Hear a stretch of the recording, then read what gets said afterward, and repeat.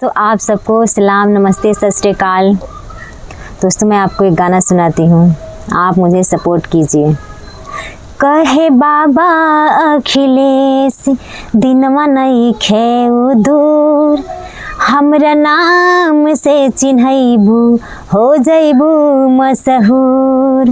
कहे बाबा अखिलेश दिनवा नइखे दूर, हमरा नाम से चिन्हैबू हो जैबू मशहूर। दे दी जान खेसारी जिंदा लाश हो जाई, दे दी जान खेसारी जिंदा लाश हो जाई। तोहरा चलते दीवाना बदमाश हो जाई, तोहरा चलते दीवाना बदमाश हो जाई। हो जब ना पास रहबू दोसर खास हो जाई, हो जब ना पास रहबू दोसर खास हो जाई। तोहरा चलते दीवाना बदमाश हो जाई, तोहरा चलते दीवाना बदमाश हो जाई। कहे बाबा अखिलेश दिनवा नइखे दूर, ओ कहे बाबा अखिलेश दिनवा नइखे दूर, हमरे नाम से चिन्हैबू हो जैबू मशहूर। हमरा नाम से चिन्हैबू हो जैबू मशहूर।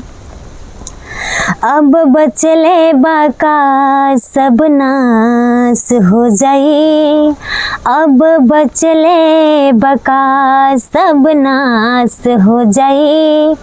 तोहरा चलते दीवाना बदमाश हो जाई, तोहरा चलते दीवाना बदमाश हो जाई। मन बिगड़ले बाड़ू तू मन मानी करब, ओ मन बिगड़ले बाड़ू तू मन मानी करब। दोस्त तोहरे लागी हम जहिया मरब, ओ दोस्त तोहरे लगी हम जहिया मरब। दिलवा तुरला के तोहरो एहसास हो जाई, हो दिलवा तुरला के तोहरो एहसास हो जाई। मन बिगड़ले बाड़ू तू बदमाश हो जाई, मन बिगड़ले बाड़ू तू बदमाश हो जाई। तोहरा चलते दीवाना बदमाश हो जाई। कहे बाबा अखिलेश दिनवा नइखे दूर, हो कहे बाबा अखिलेश दिनवा नइखे दूर, हो हमरे नाम से चिन्हैबू हो जैबू मशहूर, हो हमरे नाम से चिन्हैबू हो जैबू मशहूर। दोस्तों आप मेरे वीडियो को लाइक कीजिए, आगे बढ़ाइए, सपोर्ट कीजिए।